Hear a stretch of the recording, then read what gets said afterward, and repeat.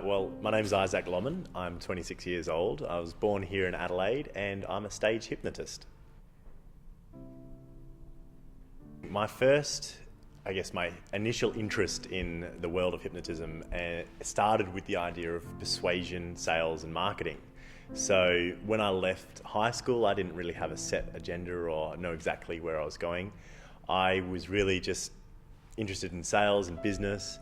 And from there, I started to learn about this thing called neuro-linguistic programming, or NLP.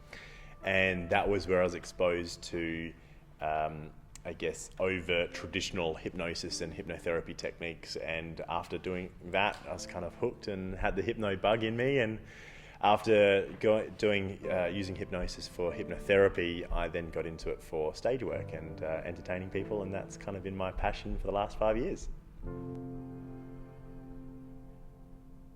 To define what hypnosis is, it's tricky because for a lot of people it means different things, but in my mind it's basically putting the conscious critical factor of somebody to sleep or putting it on hold for a moment and then exciting their imagination, having them lock their minds around certain suggestions so that they become completely true. So when I'm doing that on stage, I'm igniting their imaginations to lock around these suggestions and do some crazy stuff, and obviously for the intent of laughter and comedy. But with hypnotherapy work, it's a little bit different. You're kind of creating these suggestions that the mind or the unconscious mind will lock around and act upon after the session's finished. Our minds can be extremely powerful, and the thing that I kind of learnt this inadvertently when I was starting out my career, and this wasn't necessarily a comedy moment, and it was certainly a learning experience to me, and I certainly avoid these situations now that I've learned about them. But there was one show that I was doing, and throughout that show I said a certain trigger word, and the volunteers or the stars of the show would smell a terrible smell. Now, without capping how bad that smell gets, an imagination can go pretty far with it. So I kept on saying this trigger word, I think it was shoe, and it got so bad that this volunteer actually threw up on stage. Now, that is, to me, a real testament to the power of our imaginations and how quickly we can take these imaginary things that are just in our minds and make it a physical manifestation.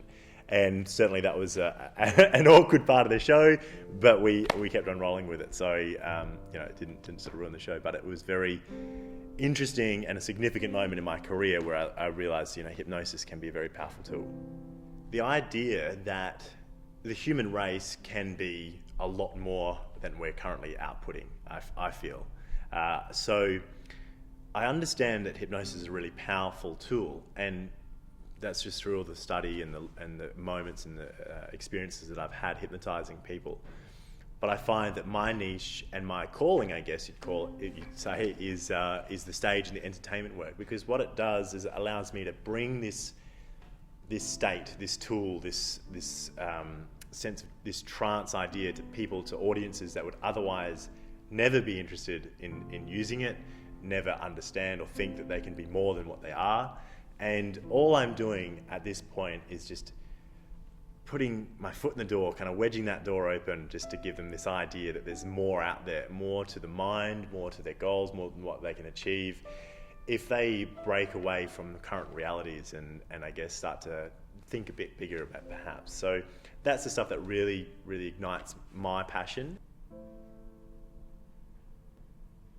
The moments where I've hypnotized someone and they've had a fear of flying for 60 years, and then the next week, after 30-minute sessions with me, the next week they go to Europe and they no longer have to get blind drunk to get on that plane, or they can go on the London Eye and look out and look down at the ground and not feel those feelings of anxiety that they've experienced for 60 years of their life.